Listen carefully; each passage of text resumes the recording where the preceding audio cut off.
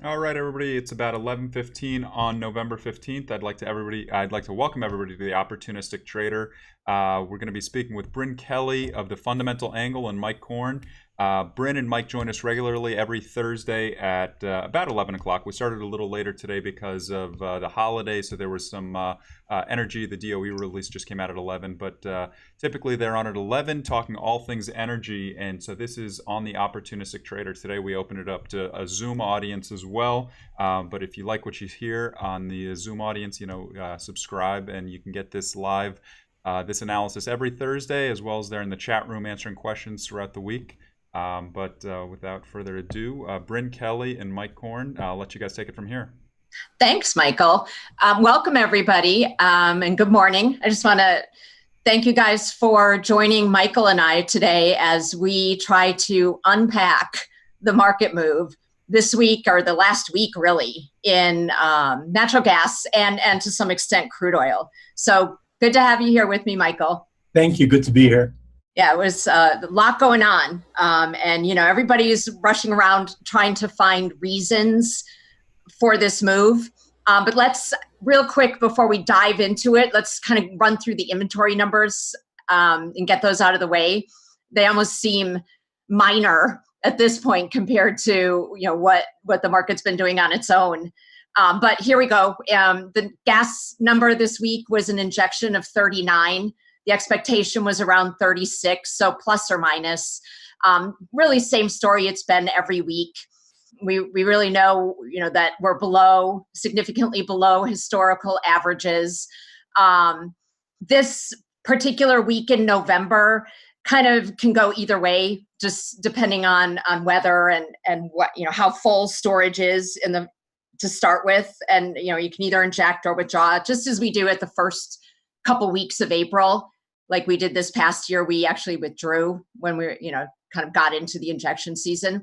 The only interesting thing to note on this is if you look at the injection, it was, more focused in the South Central, and that's really been the chart.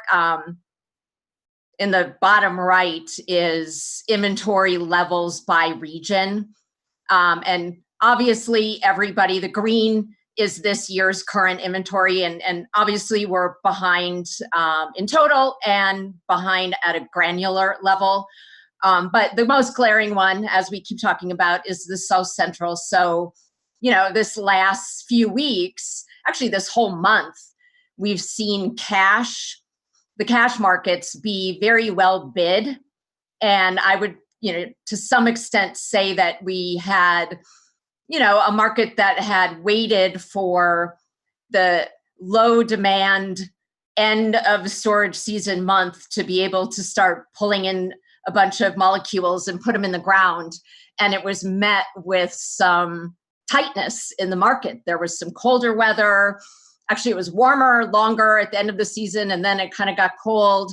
And so they've been really tripping over themselves to, get some last few molecules in the ground before the injection season switches and we move to withdrawals. So it's not really, to me, it doesn't point out any bull or bear thing, but it fits well with, what we've seen going on in the cash markets. So this is how we look for this week. Like I said, the market was expecting 36, and we got 39. I think it's important to keep in mind, if you look at the next 2 weeks of storage futures, they definitely have us flipping it as of last night's settle. Let's say they show a 118 draw for next week and a 58 for the following week. So no doubt this injection period is coming to an end, and we're all going to have to interpret what these draws mean for the ending balance. And that's going to be sort of the angst in the market from now until at least the beginning of the year. This is the time of year where things are most uncertain. There's the most unknown unknowns. There are weather forecasts, but you don't really know if those are going to verify. There is operationally not really knowing how the market will respond to certain price levels. because you can't discount the fact that higher prices in the spot gas market do lead to demand destruction, especially in the power sector, to the extent that they can, make alternate choices and alternate fuel choices. That, it's not just a customer that will buy no matter what. There are a lot of options that utilities have to shift some of their supply and demand around. So there's just so many unknowns right now, and that is when the market is the most vulnerable to make moves, and especially when you have a backstory like low inventory. So quickly going through the crude inventories, I mean, who's to say chicken and egg, the big move that crude's been making. So total injection of 10.3. However, to note, we did draw down in distillate and in gasoline. Again, the chart on the lower right, the green is this year, and it's broken down just, by the four main categories. And, as has been the case, just as, we see in gas inventories, there's kind of the Achilles heel. It's the same thing in oil. We are facing a gas market that is a little scared and nervous about inventory levels going into a winter. And yet, the distillate market hasn't really picked up on that. And yet it's in kind of a similar situation, being on the low end of 5-year averages. And it's particularly an issue on the East Coast. There is less pipeline capacity to deliver natural gas into the Northeast, and therefore distillate fuel is burned in many of the winter months. And many of the regional ISOs, the power pools, system operators, have winter reliability programs, or have in the past, where they basically provide a put to fund utilities building distillate inventories so that they have a fuel source on site for those, really cold days or problems when there are pipeline deliverability issues. So it's not guaranteed that you can always get the gas into the system, and therefore having gas generation requires you to have a backstop of an alternate fuel. Just as having renewable energy requires these power systems to have natural gas, for example, as a backstop. So very interesting. And I know other people have brought it up with, when do you maybe pull the trigger on distillate? But just something to keep in mind. And a little bit later, I'll kind of show you how the East Coast futures are pricing relative to distillate prices. But let's first just try to unpack natural gas and this move that we had in the last week. And what I thought was interesting, Mike, and you and I have talked about this a lot, is separating sort of the size of the move from the validity of the move. Futures moved up over 30%. The March-April spread, which we'll get to, is up almost 300%, just the driver, really. We had the implied volatility exploding, which is leading, when you have 100% implied volatility, it should be no surprise that then you get these kind of like the move we're having today in the markets. So, until that, the option models can reset themselves and kind of take in, what level we're going to settle at here. Expect big moves like this, but they don't negate the underlying validity of the reason we moved in the first place. And so let's sort of talk about that.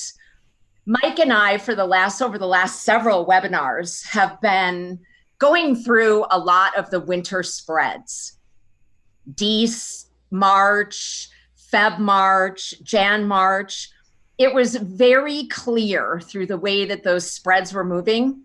And as we sort of kept alerting, like, this market, first of all, was all positioned on one side. The overriding thought and sentiment out there is that this is a market that is short-term tight, meaning short-term we have kind of a low inventory level, but it's long-term oversupplied. And so that at best, the way that they were positioning themselves for that was buying the first 3 of the winter contracts and selling March.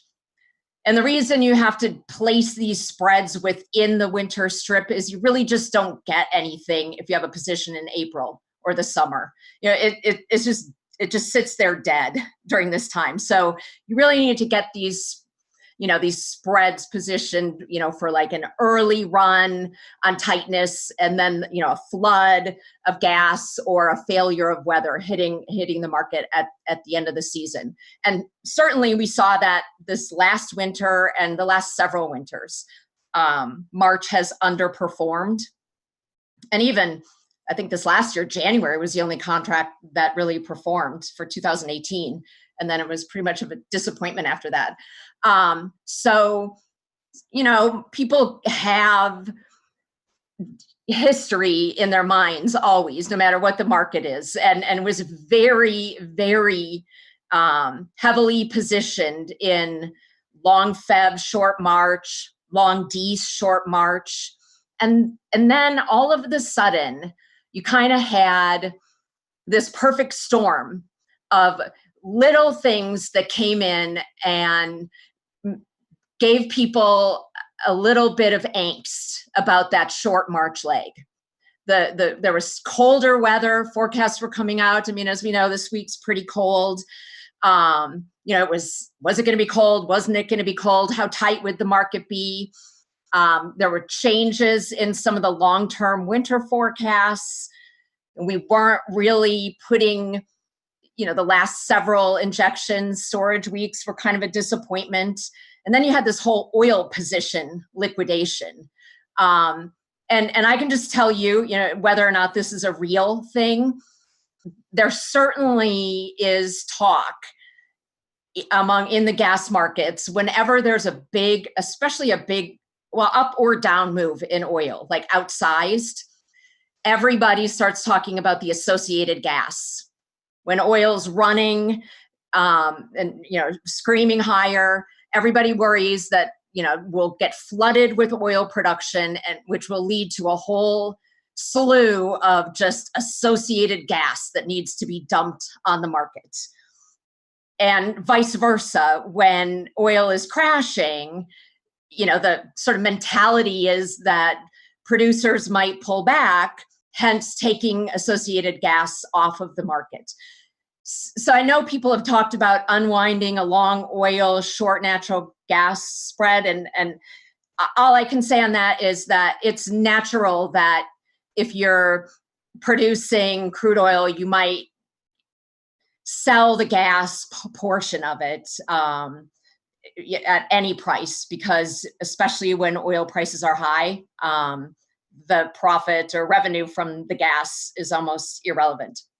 So you kind of have this selling off of oil, which, you know, leads to this thought process of, well, is that going to, you know, pull some supply of gas off the market, even though it's generally stranded gas in the Permian that they have to flare. But if you just want to kind of talk about a mix of things that all came together at the same time and were able to leverage off of a narrative of low storage. And what happened was people ran to the March contract, since it was, you know, all of a sudden you're looking at a bullish curve and you have March almost 40 cents at one point. It was discounted to February.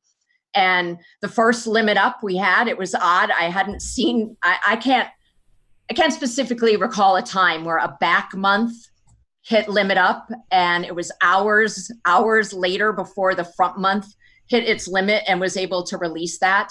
There were people. That was the first time I saw that too, Brynne. Very first time. So I mean, in all markets, all commodity markets.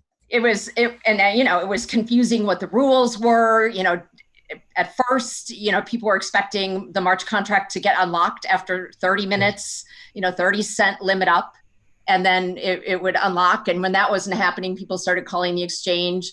And even they had sort of mixed messages, because I don't think it's something they've had to deal with that often either. Yeah. That was on Monday, by the way, right? That was just only a few days ago.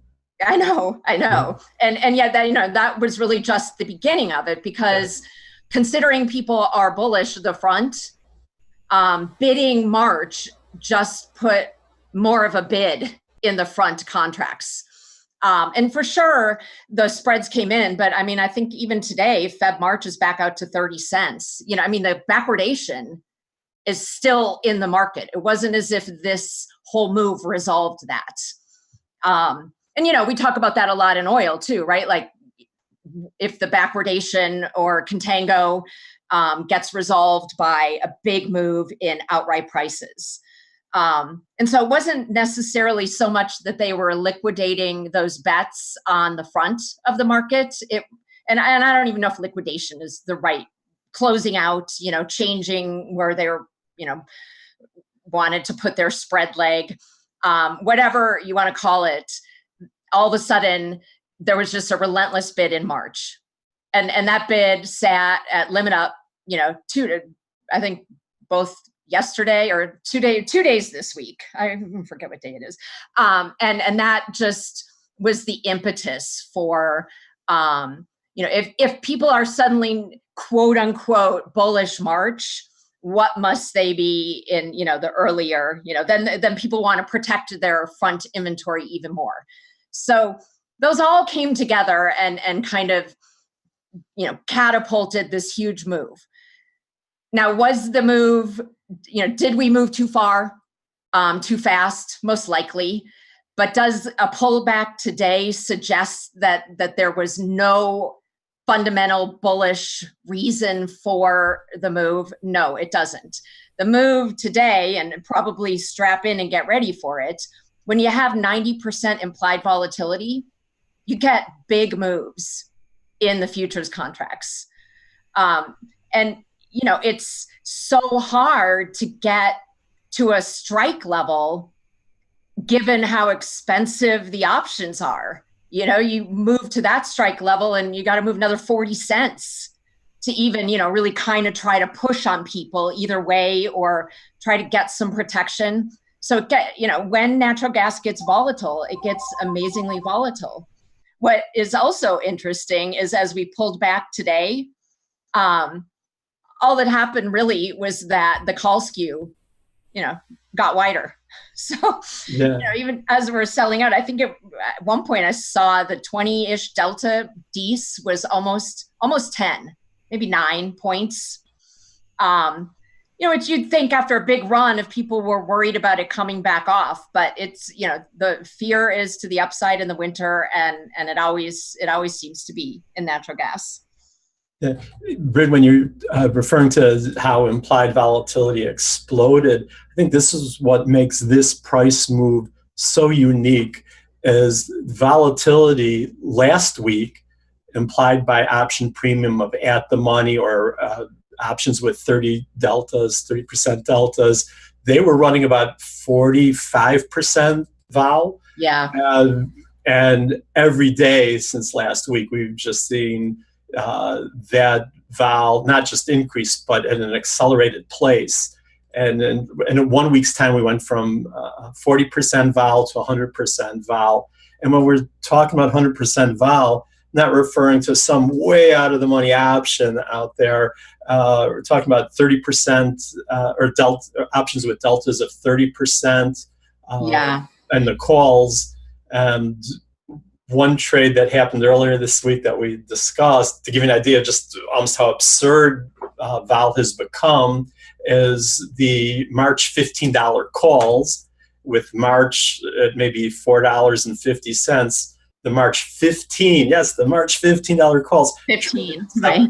cents which for one option, the dollar value of that's $750. And it's just crazy to think about that. Oh, I said snap. I said crazy. Remember, I said I wasn't going to say crazy or unbelievable. So, Mike, why do you think it is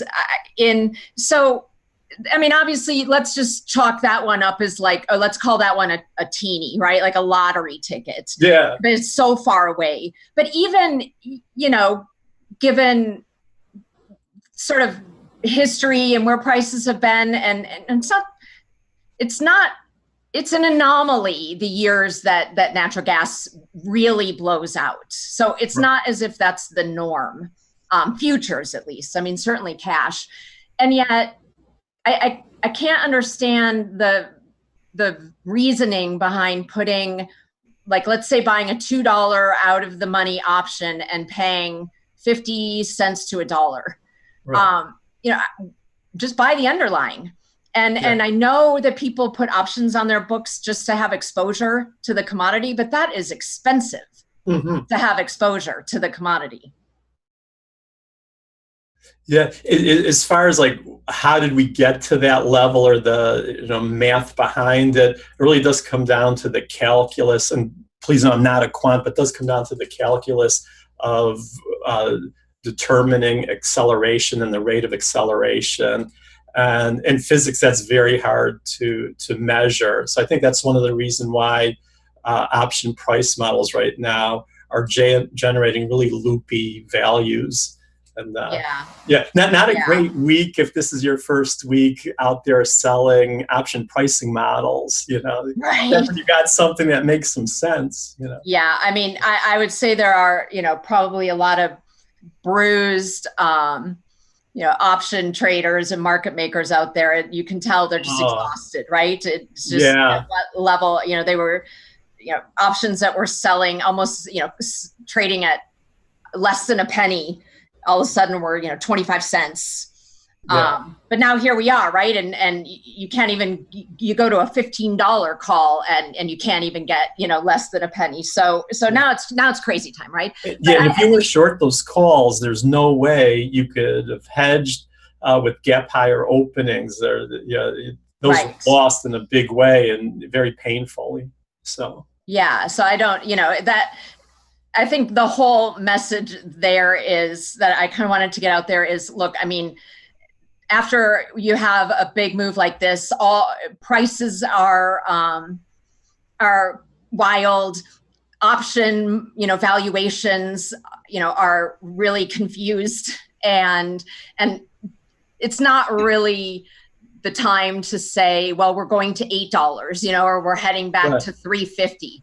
What it says is that the market still believes that we are tight right now and coming into this winter, and they're worried about it.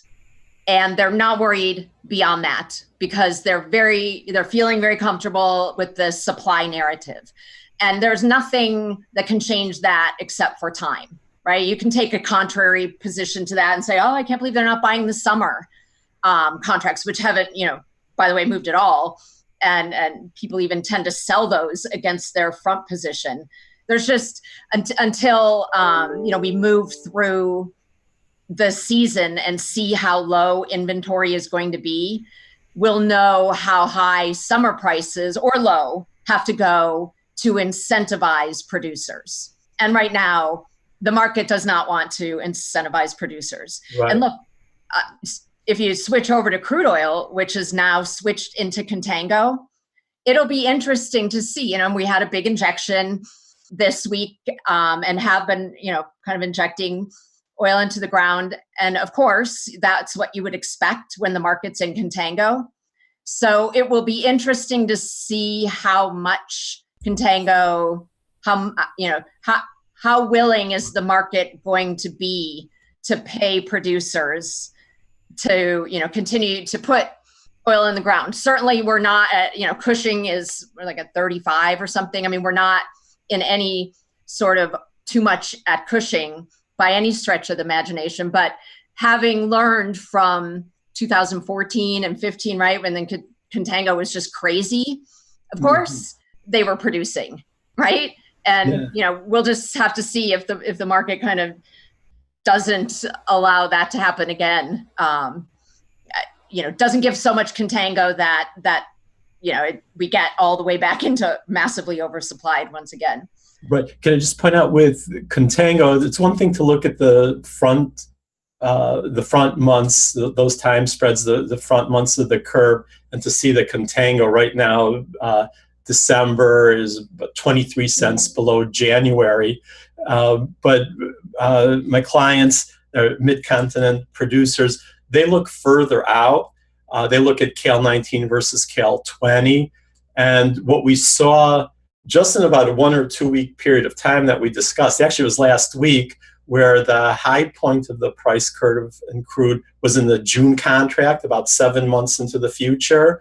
Right. And every day we just saw that high point of the curve getting pushed back. It was a wave rippling all the way back to the end of the curve, where the Cal 19 that had been about $1 or $1.50 over Cal 20, and really about a week's time reversed, and Cal 19 is now about 40 cents underneath Cal 20. That's what producers are focusing on. They're on that contango. Well, and that's the thing. 40 cents isn't exactly like a barn burner, for storage, but it's something to keep an eye on, right? Because if that does start to really widen out those spreads back there, I mean, that's concerning. Right now, it's okay, right? The market's moved back into contango. Now it feels like it can kind of regroup and make a move, higher or lower, and accept, that it's, in a build storage type of environment, but something just, put on the radar for further in the future. So I wanted to put this chart out here because I wanted to sort of underline again that just because, we had a rally and then, the contract, let's just say people think it's failing today, right? Or pull back. There is a bullish backstory to all of this. And you can see it in so many places. And we were pointing out for a long time how you could see it in the way the spreads were trading. But this is interesting. So this is the forward futures curves we've got Henry Hub in the dashed black line. You can see Permian bringing up the rear, even managing to settle at just under $1 last night for the April contract, all the way to, Boston City Gate, which is the Algonquin. So let's just call it New England region, being almost up to $15. And you got your LNGs in between, the US Gulf Coast LNG in the green. And then you've got your UK gas and your Asian LNG. And I would say you can watch the UK curve and the East Coast curves kind of, they flip back and forth between how much they are sort of competing for that LNG molecule, because certainly the East Coast imports LNG in the winter, since pipeline capacity from production just isn't enough and isn't there. And then you middle of the road, your SoCal in the blue and Ventura kind of, let's say, mid-continent. And those all start to get a lift. TECCO M3, really kind of the curve, the main price you look at when you're trying to compare input prices for the PJM power pool. And what's happened over the last, I don't even know if it's been a month, in less time than that. Usually you would see the East Coast, Jan and Feb and Algonquin pricing just under Asian LNG, just kind of a nod, like we might need it. So we're going to kind of price right at where, the cost is, the market is for LNG, but, we're not going to get too crazy here. And all of a sudden it's just blown through that. And really it's moving towards its next molecule. And that's the curve on the top, in black, heating oil in dollars per MMBTU. So if you want to talk about, where you can see the fears in the market, and the market being nervous about having supply in the winter, you can, just take a look at these curves and you can see them running up towards the distillate prices, which kind of loops all the way back, right, to the initial crude inventory discussion and the levels that those distillates are at. So, it certainly has been, and we've seen, here we've got, Jan Algonquin over $14. We could have no weather. It could be, just perfectly, mild and balmy, and that crashes all the way down to 250. So volatility, is certainly there and bigger even than you can see in Henry Hub. But I think the fact that we now have a cash buyer in, the South and in and around the Henry Hub, it just made those East Coast markets get even more nervous, and basis moved out. The basis differential between the Northeast and Henry Hub, just continued to widen. And it will be very interesting to see. I mean, December is still kind of, milder month demand wise, but man, you get into those 2 months and I think, especially on the East Coast, that's really where we're going to see it. And that's just really to say that it's not just, the NYMEX contract that's following some bullish narrative. There are some real underpinnings to this. And so don't I would say don't change your view just on a pullback today, right? Or sell off, whatever, who's to say where we're going to stabilize out here? I mean, I heard Larry talking a little while ago about the S&P futures, and they just move 10 ticks at a time and try to find a level and hang out there for a little bit. Maybe it's easier when there's weekly option, when an option expiration, and with monthly, really your only choice on gas options, it has to poke around a lot more to kind of find those levels. So Mike, I think it would be good for you to kind of talk about, I had mentioned the straddle or the butterfly the other day. Yeah. And, some things to do in this market after you have a big run like this, right? You don't have to be jumping in right, at the fixed price level and trying to, call, the move from here.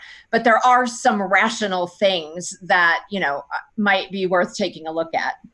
Well, the call butterfly you looked at, and correct me if I'm wrong, I don't have it in front of me, but I'm pretty sure it was December with about 15 days to go, I believe.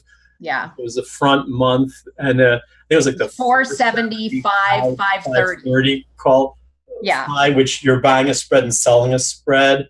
So the mechanics would be you're buying the 470 call, selling two $5 calls, and then buying one 530 call.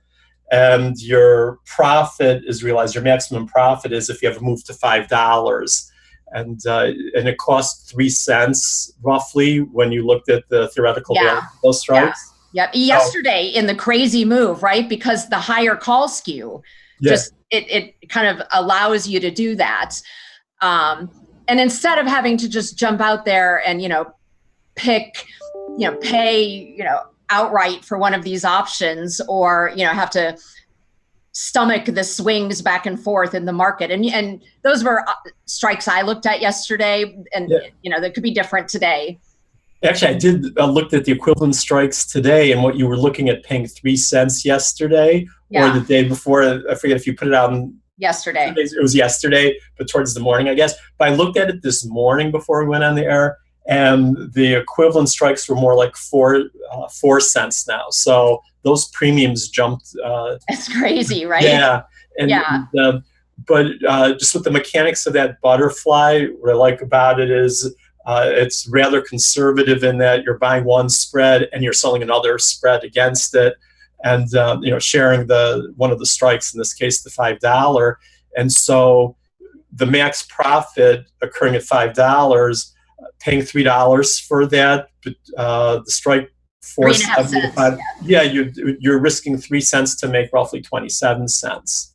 Just and when things are kind of going all over the place and call spreads are a fortune and whatever, use that time to kind of look at some of, these more structured plays and take advantage of that call skew. Yeah. By the way, getting markets in something like that, for me, it's been kind of on the rough side, especially with structures. My clients looking at structures that go out 6 months to 18 months, trying to get any kind of indication in the last couple of days has been really tough in natural gas, as you can imagine. With the option market makers are spent. Right. But I know we're running low, and I know Mike's gonna all of a sudden come in and try to wrap us up here. So I just wanted to show a couple of things. Cash prices for this year, right? This isn't just a futures move. Here you can see in the bright green, we spent all summer in our range where we've been for the last 4 or 5 years, and it's kind of like we tried to break out and now really exploded to the upside. So it took us that long to get over $3 with all those attempts and fails. Yeah. And now look. I know. Just blows right past it. And $4, no problem. I guess we'll see what it looks like during the Thanksgiving week. I mean, that's the other problem here. We've got this Thanksgiving week coming up, and that can just be a crapshoot with weather and demand and whatnot. So it might pay to be a little conservative here until after that holiday. This, I just wanted to show people cash prices, again, were underpinned, Algonquin for today's flow. The swing swap settled $10.75 last night. Really, the thing to note is the hot pink color coding on here is, moving above $4. And we started to see, especially for gas delivery today, a lot of the regions or the hubs move into pretty, significant pricing. So, around the country, right, everything is strong. And yet I think, we see the weather get a little bit more mild next week. I'm not sure, I guess we'll see what kind of difference that makes, considering, that people are still trying to protect what they have in the ground. So I was just thinking, there's more than just Henry Hub, and there's a lot going on at some of the locations far away. I was just going to say, Brynne, before you jump on, before you go further, if anybody has any questions, put them in the Q&A tab in our website, and then also on the Zoom. If anybody has any questions, put them on. There's a cute question and answer in the Zoom as well, and we'll get to them. As of right now, I don't have anything, but I know a lot of people have questions. So, but perfect. Thanks, Mike. Definitely. Thanks for. I totally forgot about that, so I totally appreciate it. And really, just winding down here. This is a look at the March-April spread, and it's familiar to you, Mike, right? Because we've been talking about this chart for weeks, between where in prior years we'd seen March-April trade, and especially the Feb March, right? And really the Feb March was telling us, and DC March, they were telling us that this is a market that's nervous and vulnerable to the upside. But wow, we certainly... Right, it was signaling it, and I think we were on it. But I don't think anyone ever imagined, the extent. No, you never know. Of course not. You know, people. If you were long, you got more than you expected. Right. And that's the best. Those are the best trading scenarios of all time. Yeah. And then it's interesting to note, historical December futures, right? In all the other years. I mean, literally at this time of year, we're now higher than we were even in 2014, 2013. So, well, not now. This is as of last night's settle. So, that was quite the move. And what people had really been watching was Feb March versus March April, and that fly just in the futures that was really trading and heavily skewed towards the Feb March. And I can't tell you how many recommendations I've seen out there, and how, you talked to everybody. It was like a given, buy Feb, sell March. And man, did we see that flip. And March, April's back, I think under $1 it was a little bit ago. So, you clearly had stops and whatnot. So I remember your comment as that was beginning to happen. You said something like, "Who woke March up?" Right. Like, time to get up and move. And that was where, when people, so you add up all these like little underlying events, and that was where people were exposed, was in March. And man, did we see that. So, but even after that move, Feb is still over March. So it's mental gymnastics to go through. Are we going to run out of storage? Well, that would be March, or are we just going to use a lot early on and then we'll be fine towards, we've got a bunch of supply coming on, and that's the unknown unknowns right now. There's expectations, and be aware of them.